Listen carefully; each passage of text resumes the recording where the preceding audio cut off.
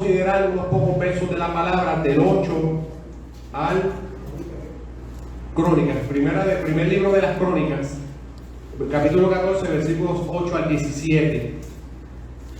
Primer libro de Crónicas, capítulo 14, versículos 8 al 17. Consideramos aquí esos pocos versos de la palabra y lee así: a la gloria de Dios Padre, Dios Hijo y Dios Espíritu Santo. Amén. Amén.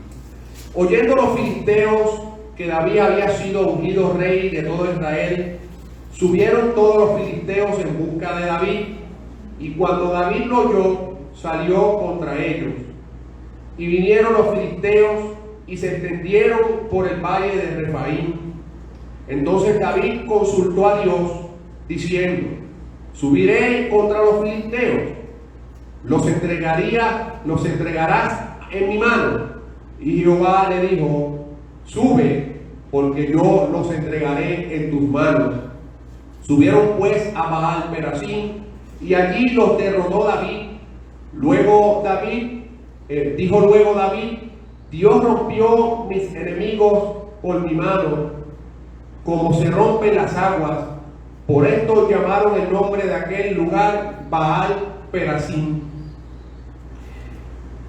Y dejaron allí sus dioses, y David dijo que los quemasen. Y volviendo los filisteos a extenderse por el valle, David volvió a consultar a Dios, y Dios le dijo: no subas tras ellos, sino rodéalos, para venir a ellos por delante de las balsameras.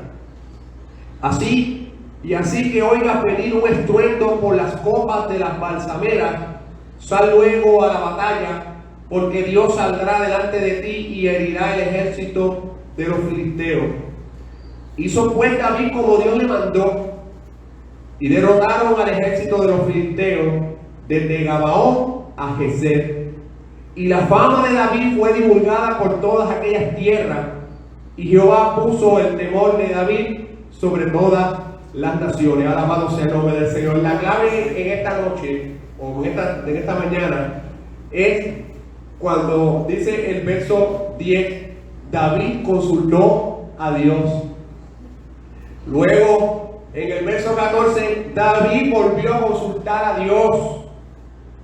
Y como dice más adelante, David hizo como Dios le mandó. Alabado sea el nombre del Señor. Amén. Oramos al Señor para que el Señor nos dirija en esta hora, en esta palabra, y tendremos este ratito de diálogo. Amante Dios y Padre Celestial, te alabamos, te adoramos, te glorificamos, te bendecimos, Señor. Te damos la honra, la gloria, el honor, Señor. Gracias, Señor, por tu misericordia, que son nuevas cada mañana, oh Señor. Gracias por tu misericordia, oh Señor, porque si no fuera por tu misericordia, no hubiésemos sido consumidos. Pero, Señor, aquí estamos, Señor, siendo beneficiarios, Dios, de esa salvación tan grande, siendo beneficiarios, Señor, de esta misericordia tuya hacia nuestras vidas, Señor. Oh, nos persuadiste, Señor amado, nos quitaste la venda de los ojos, Señor, y nos abrazamos a tu salvación, y aquí estamos, Señor amado, procurando recibir de ti, Señor, el alimento espiritual, recibir de ti la edificación, Señor, y todo lo necesario para seguir creciendo en esta carrera, oh Dios, seguir adelantando, Señor, y seguir manteniéndonos en el propósito tuyo. Padre, gracias por este privilegio que me das, Señor, de compartir con esta amada iglesia, esta amada congregación, Señor, con su pastor, hermano Glenn, Señor, mi amigo. Te pido, oh Dios, que siga bendiciendo esta congregación poderosamente, Señor, y este privilegio que me das, Señor amado, de compartir la palabra, lo que tú has revelado a mi vida, compartirlo a ellos, Señor. Dame claridad mental, Señor, y dame la entereza de espíritu, Señor, para comunicar esa palabra sin quitarle, sin añadirle, y que cada vida que está aquí presente pueda estar dispuesta, presta, Señor, y atento, Señor, a la palabra tuya, y que esa palabra penetre en su vida y sea, oh Dios, de edificación y de crecimiento para cada uno de ellos. Todas estas cosas humildemente te las pedimos en el dulce y poderoso nombre de Jesús. Amén, amén y amén, Señor. Alabado sea el nombre del Señor. Adoramos al Señor, aleluya. Pueden sentarse, pero seguimos adorando al Señor.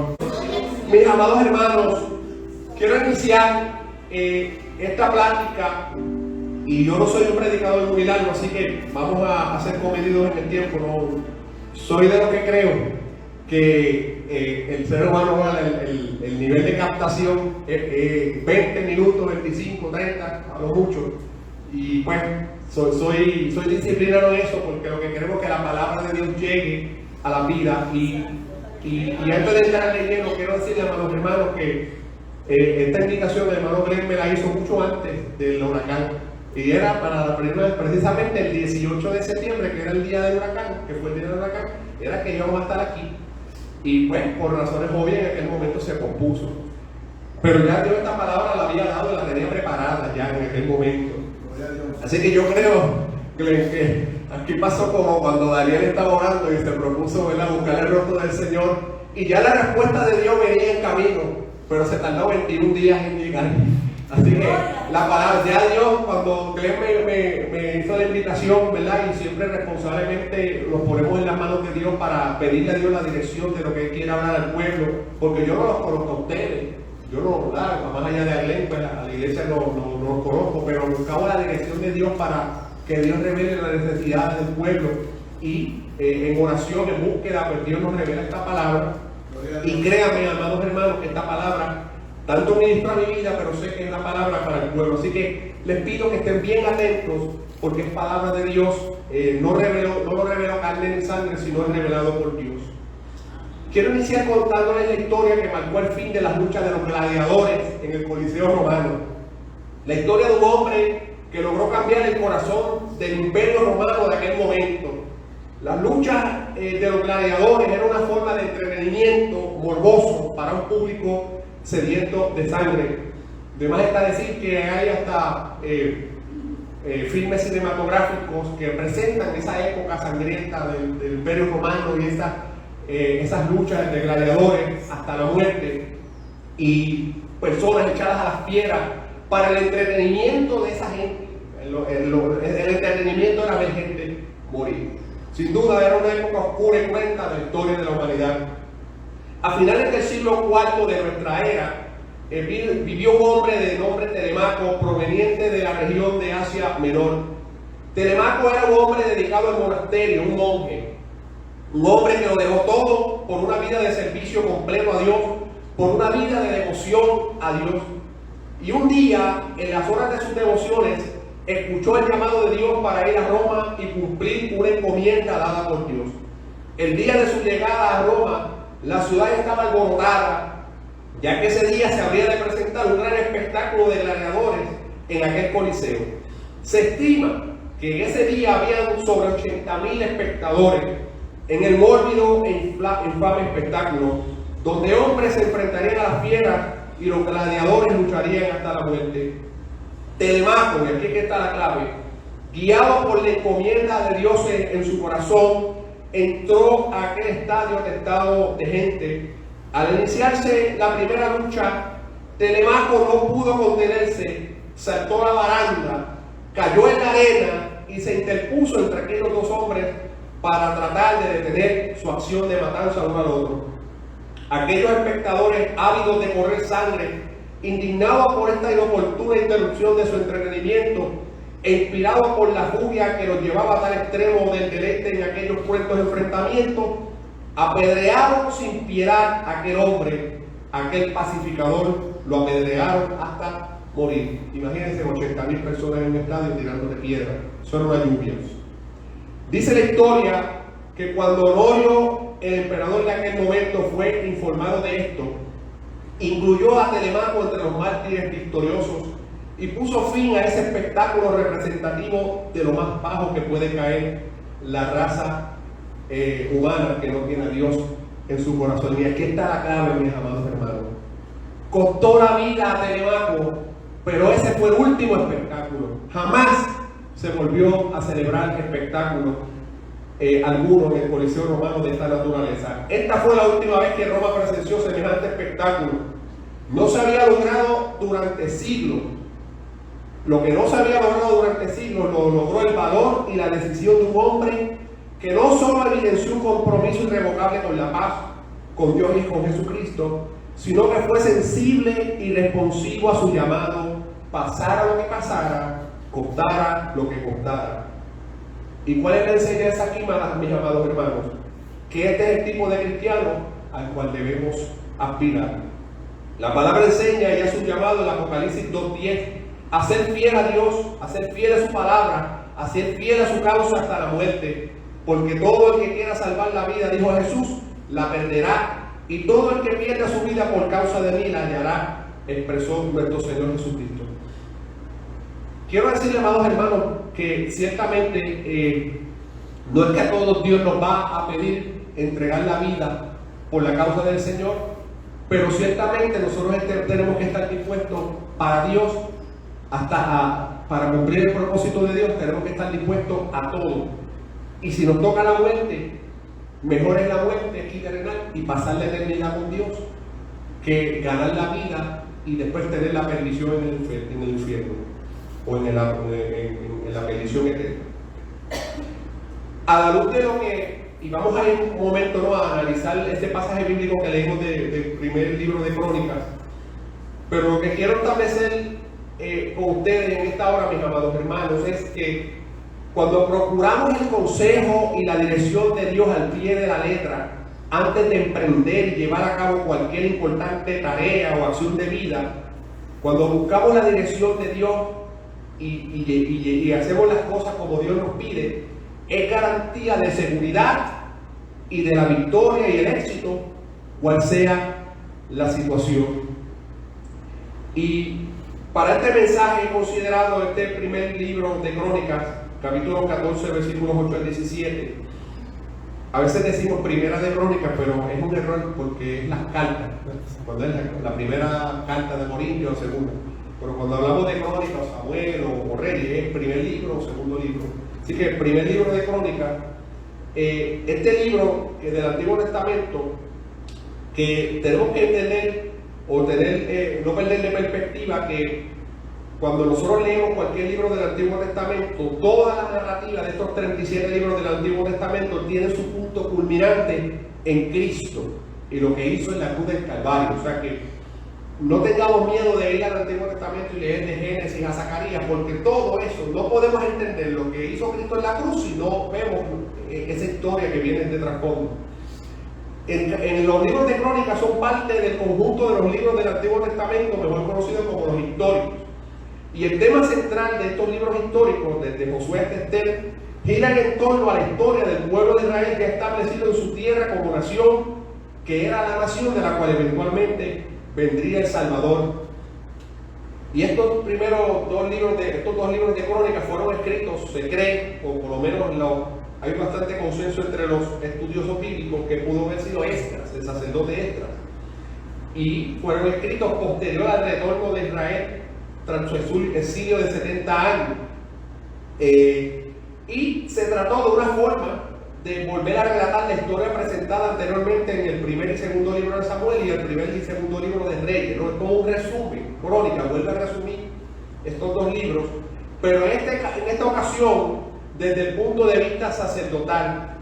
Y es menester, mis amados hermanos, que haga este recuento y ponga todos estos datos en perspectiva, porque cuando uno lee el libro de Crónicas desde esta perspectiva sacerdotal, nos ayuda a entender que este libro apelaba al aspecto de las condiciones de la adoración en el templo, apelaba a la vida de los levitas, los adoradores, a la importancia del arrepentimiento, al posterior avivamiento del pueblo y a su vuelta a una relación más íntima con Dios, como consecuencia lógica del retorno del pueblo a la palabra de Dios. Vamos a ver en el libro de Crónicas historias como la del rey Josías, que cuando él fue uno de los reyes que dice la palabra que hizo lo bueno ante los ojos de Dios y quitó los lugares altos y trató de reformar, hacer reformas para volver el pueblo a la adoración a Dios.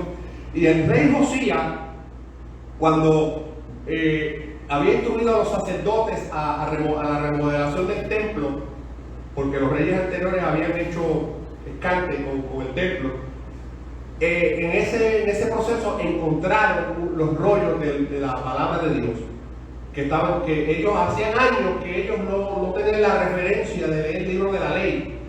Y cuando Josías se lo trajeron al rey Josías y lo abre y empieza a leerlo, dice que vino una gran indignación a él y tristeza, que rasgó sus vestidos en una especie de lamento porque se dio cuenta de cuán alejado estaba el pueblo de Dios, el pueblo de Israel de Dios y su voluntad y su mandamiento, y comenzó una serie de reformas, entre ellas volver a estudiar ese libro.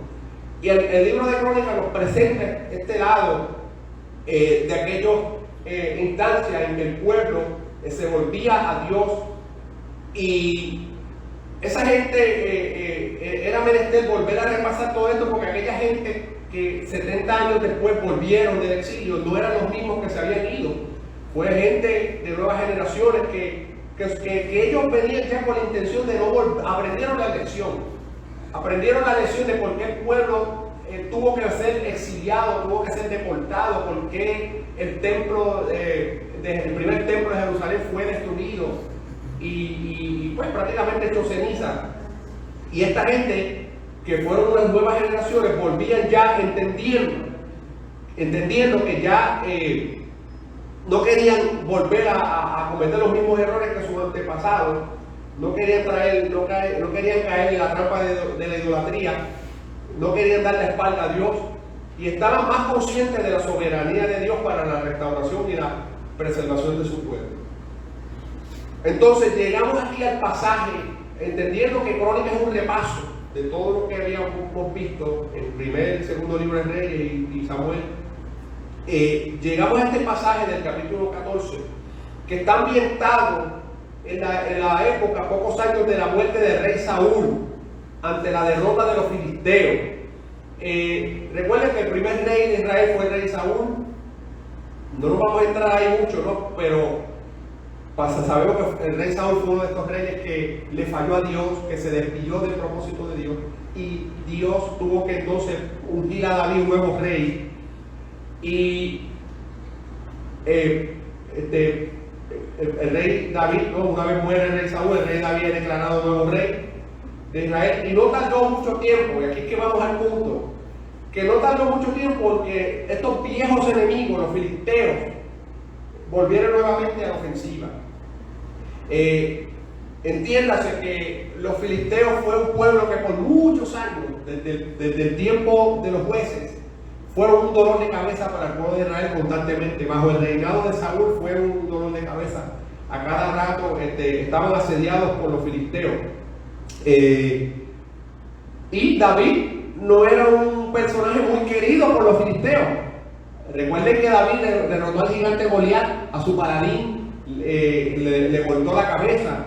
Y en innumerables veces David, mientras estaba fugitivo, estaba huyendo del rey Saúl, estaba en ese proceso, ¿no? de prácticamente exiliado, y él tenía unos hombres, unos hombres forajidos que estaban con él, y a cada rato le frustraban los planes a los filisteos.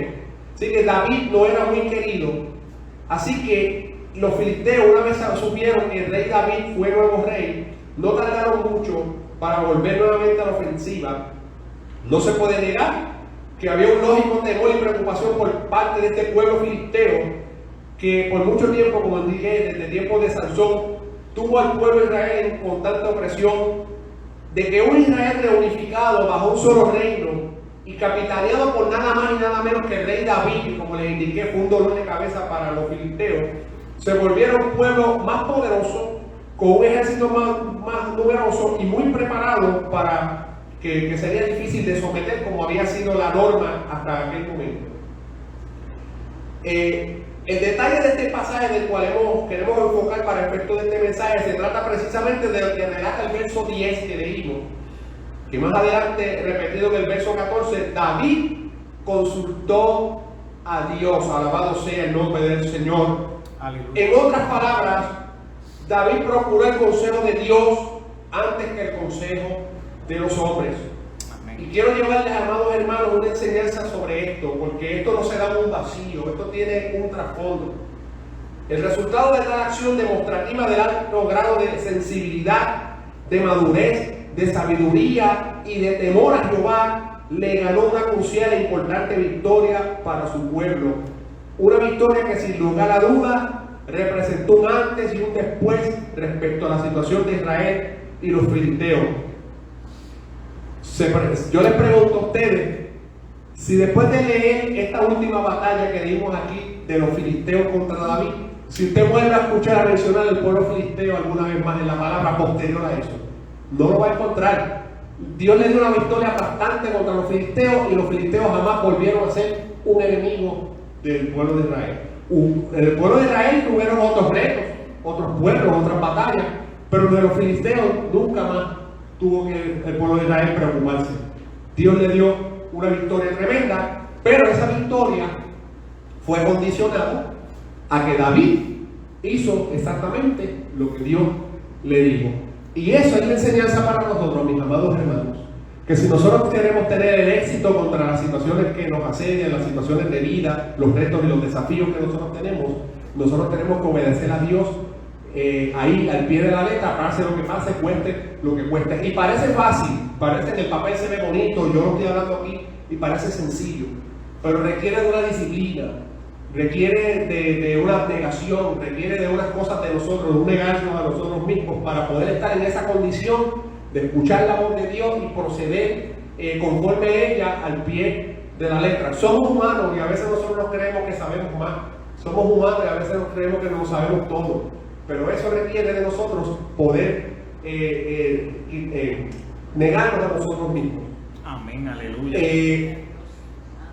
Así que lo que yo quiero llevarles en esta hora es que para poder estar en esta posición debemos procurar estar en la misma página con Dios. ¿Qué significa eso de estar en la página con Dios? Procurar la sensibilidad del espíritu, de manera que logremos agudizar nuestros sentidos espirituales. Y esto es posible, amados hermanos.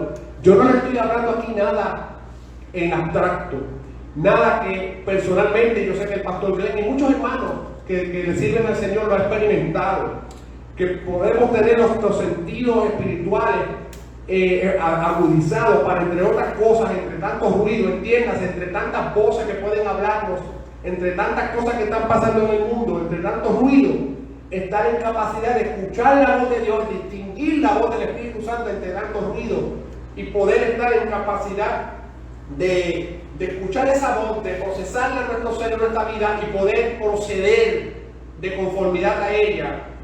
Lo entendamos o no lo entendamos, si Dios da la instrucción, nuestro deber es no preguntarle a Dios, Señor, ¿está seguro? No, usted proceda de conformidad a lo que Dios le pide.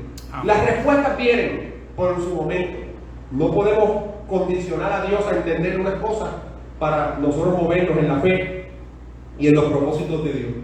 Así que, para poder estar en esta capacidad que le acabo de mencionar, de la sensibilidad del Espíritu, de poder escuchar la voz, es necesario el poder del Espíritu Santo actuando plenamente en nuestra vida.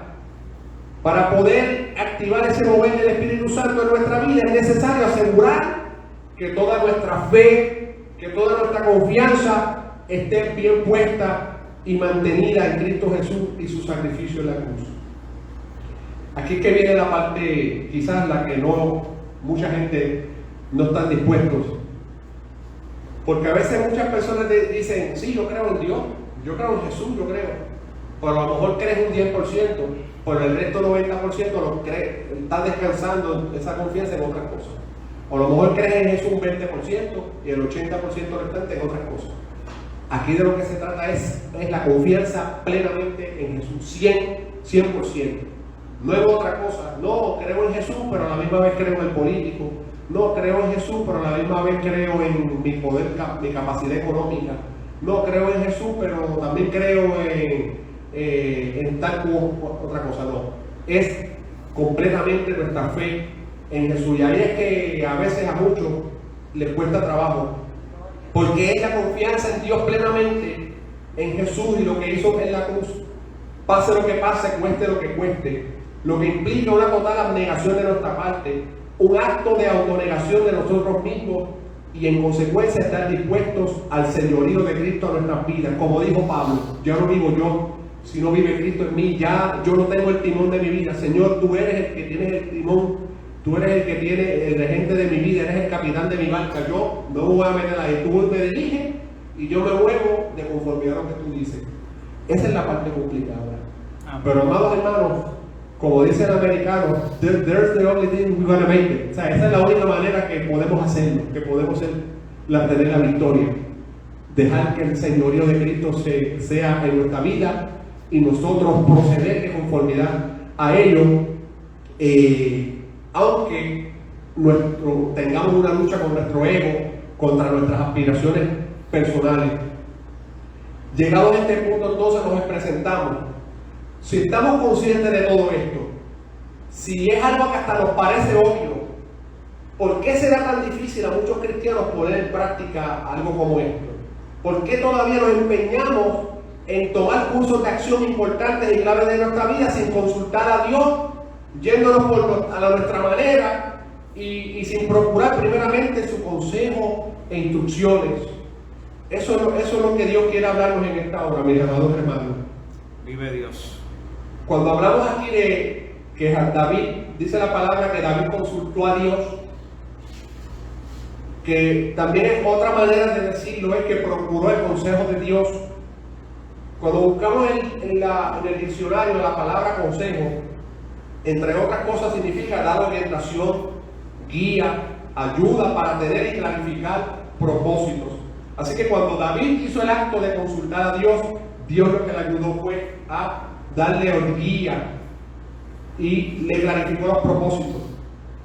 En Hechos 2:23 dice: con Dios está la sabiduría y el poder, suyo es el consejo y la inteligencia. ¿Qué quiere decir esto? Que en contraste con el tipo de sabiduría que suponía de las deliberaciones de cualquier grupo humano en esta tierra, la supremacía y el consejo de Dios es indiscutible. En otras palabras, toda la sabiduría de todos los grupos humanos jamás se compara a la sabiduría inmensa de Dios. Por eso la palabra nos hace un llamado que el principio de la sabiduría es el temor a Jehová. Cuando nosotros tenemos temor a Dios, cuando nosotros tenemos esa relación con Dios, cuando nosotros estamos en la misma página con Dios, cuando nosotros procuramos negarnos a nosotros mismos y dejar que Dios sea el que guíe nuestra vida, estamos conectados a esa fuente de sabiduría para poder proceder en cada paso de nuestra vida. Y esto no es para ciertas personas, esto es para todos aquellos que están dispuestos a negarse a sí mismos, tomar la cruz, seguirle, aquellos que están dispuestos a decirle: Señor, venme aquí, sé tú el timón de mi vida. Así que en Isaías 46:10 el Señor expresa: mi consejo subsistirá. Es decir, que Jehová es poseedor absoluto de la sabiduría y no necesita el consejo de nadie. El Señor no necesita el consejo de nosotros, de los seres humanos. Nosotros sí necesitamos el consejo de Dios. Amén, aleluya. De manera que el que tiene acceso a Dios, el que tiene acceso a conectarse a esa fuente que es Dios, pues tiene acceso a esa sabiduría. Sabiduría no humana, sino sabiduría de Dios. Sabiduría que nos ayuda a enfrentar diferentes situaciones en nuestra vida y que de otra manera la enfrentaríamos a nuestra manera, pero cuando la enfrentamos a la manera de Dios, el resultado es muy diferente. El resultado es una victoria aplastante contra esa situación, contra ese desafío, contra ese reto. Vive Dios, amén. Así que este relato de Primera de Crónicas 14:8-17 vemos un elemento importante y clave para la victoria en nuestra relación con Dios y caminar cristiano. Ante todo, consultar a Dios, recibir su consejo y luego seguir sus instrucciones al pie de la letra. Alabado sea el nombre del Señor Jesús. Amén, aleluya. Es importante dejarles en claro que David no era un hombre perfecto y cometió errores también, como tú y yo cometemos errores. Pero qué bueno que no es cuántos errores hemos cometido, cuántas veces no hemos caído, sino cuántas veces hemos sido humildes ante Dios y: Señor, me arrepiento de mis pecados y me arrepiento de mis errores, ayúdame, Señor. Y no estar con esta actitud arrogante de que no, yo no me humillo, no quiero doblegar mi ego. A Dios tú no lo impresionas con tu grande ego ni con tu orgullo. Todo lo contrario, lo que llega al corazón de Dios es nuestra humildad de corazón a Dios, nuestra humillación a Dios. Y es importante entender cómo experiencias pasadas de David lo llevaron a este punto, a madurar y llegar a este punto. Pues en su pasado también tuvo muchos desaciertos y no siempre consultó y procuró el consejo de Dios en otras muchas importantes decisiones. Muchas veces David, el propio David, tomó acciones que emprendió por su cuenta sin el respaldo de Dios y que tuvieron consecuencias nefastas. Y no solo David, sino también podemos ver en la palabra muchos personajes bíblicos que tomaron decisiones sin consultar a Dios con consecuencias nefastas. Algunos ejemplos nada más. Cuando David decidió huir del rey Saúl y esconderse en los montes, en cuevas, incluso en la tierra de sus enemigos filisteos, David hizo este acto, se tiró a solo, y sí, Dios en su misericordia lo guardó y eso, pero tuvo muchos desaciertos en esa fase de su vida. Cuando decidió traer el arca del pacto de Israel la primera vez sin seguir las instrucciones de la ley de Moisés sobre la manera correcta de movilizar el arca. Aquí las buenas intenciones, hay veces que dicen que de buenas intenciones está pavimentado el infierno, el camino al infierno. Y quizás David sí quiso hacer un buen acto de traer el arca de Dios del pacto, pero no siguió las instrucciones de Dios que estaban dadas en la ley de cómo cargar el arca del pacto, y tuvo una consecuencia terrible cuando aquel hombre que quiso tocarla para evitar que el arca se cayera, lo tocó y murió en el acto. Y otras instancias como cuando decidió hacer el censo, que tampoco consultó a Dios, todo lo contrario, Dios lo dijo que no lo hiciera y él lo hizo, se empantalonó.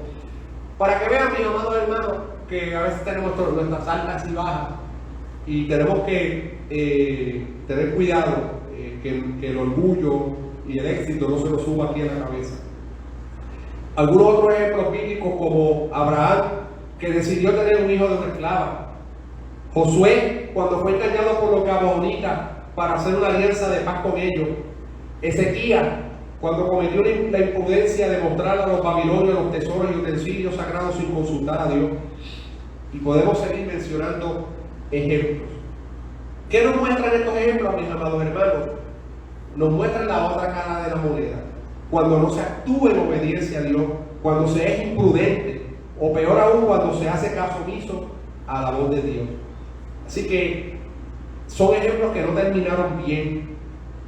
En fin, porque prefirieron hacer las cosas a la manera de ellos y no a la manera de Dios. Y el consejo de Dios en esta hora es el siguiente, mis amados hermanos. De manera que el contraste en la palabra de Dios está claro. La obediencia a Dios, ser sensible a su voz, a instrucciones, equivale a victoria. Mientras que ser insensato, desobediente, caprichoso, indiferente, significa la derrota total con consecuencias terribles y dolorosas. Quiero, mis amados hermanos, finalizar esta humilde reflexión con ustedes, dejándoles saber que el pasaje considerado de Primera de Crónicas termina con una apabullante victoria de David sobre el pueblo y el pueblo de Israel sobre los filisteos. Y como dije ahorita, desde este punto en adelante del relato bíblico, jamás volvemos a leer de Filisteo, no sabemos más. Después de ahí en adelante no volvemos a saber de Filisteo. Es decir, que Dios les dio una victoria contundente contra los filisteos. Eso nos enseña a nosotros que no hay situación difícil que venga cuando usted le enfrenta con Dios y consiguiendo las instrucciones de Dios. Eso va en su momento va a prevalecer contra eso y nunca más lo va a ver. Me recuerda también las palabras cuando el Señor sacó al pueblo de Egipto, de Israel de Egipto, y estaban ahí entre el mar rojo y tenía el ejército atrás y el mar rojo delante, y las palabras que Dios le dio a Moisés, que estos egipcios que usted ve nunca los vas a ver jamás. Y así fue. Alabado sea el nombre del Señor. Gloria a Dios. Así que todo porque David se acertó en consultar a Dios en un momento crucial de su vida y la vida de su pueblo. De manera, amados, que les invito hoy a hacer a la luz de esta historia, un importante hito histórico del pueblo de Dios, hacer una evaluación y una radiografía de su vida espiritual. Hagámonos esta pregunta constantemente. ¿Estoy tomando este caminar cristiano livianamente como una mera experiencia religiosa? ¿O estoy procurando o aspiro a una relación con Dios que me permita una apertura, la sensibilidad de su Espíritu Santo en mi vida, que me impida no dar un paso sin contar con su consejo y sus instrucciones? En otras palabras, o estoy tomando las cosas de manera liviana, o por el contrario, estoy tratando de vivir una vida íntegra al Señor, profunda, una vida de penetración en la relación con Dios que no me permita la posibilidad de dar pasos fuera de la voluntad de Dios, pasos sin contar con su consejo y sus instrucciones. Les invito a hacer este autoexamen de nuestra salud espiritual. Al final, lo importante es compartir el mismo sentir que el apóstol Pablo expresado en Filipenses 3:12. No que lo haya alcanzado ni que sea perfecto, porque no lo somos. Ciertamente vamos a tener altas y bajas, pero lo importante es que ciertamente nos extendamos hacia adelante y agarremos de aquello por lo cual fuimos asidos por Cristo. Y que nos comprometamos con ello y que vayamos en esa dirección. Cuando estamos dispuestos a expresarle al Señor con sinceridad de nuestro corazón, nuestro arduo deseo de serle fiel, de serle y seguirle, de servir y seguirle a Él y solo a Él, cuando determinamos en nuestra vida que toda nuestra fe y confianza está cimentada en Cristo y lo que hizo en la cruz por nosotros, podemos tener la seguridad de que Dios, por medio de su Espíritu Santo, habrá de proporcionarnos las fuerzas necesarias y el poder para compensar nuestras debilidades en el propósito de procurar una vida plena, una vida próspera y una vida creciente en la gracia y en el conocimiento de Dios. Así que, amados hermanos, concluimos que si estas cositas que hemos hablado, este consejo, vemos el ejemplo de David aquí, aprendemos de este consejo, aprendemos de lo que pasó aquí y todo lo que hemos hablado aquí sobre respecto a depositar nuestra fe plenamente puesta en el Señor y lo que hizo en la cruz del Calvario. Recordemos que Cristo murió en la cruz del Calvario y Él alcanzó una victoria poderosa en esa muerte en la cruz. En esa muerte en la cruz venció al diablo, venció la muerte, venció las tribulaciones, venció las tentaciones, venció el pecado, venció al mundo. Y el Señor prometió que esa victoria que Él alcanzó en la cruz es nuestra en virtud de la fe que hemos depositado en Él. Así que nosotros tenemos la misma victoria que Cristo alcanzó en la cruz por medio de la fe y la confianza que depositamos en Él. Por esa fe tiene que estar 100% en Él.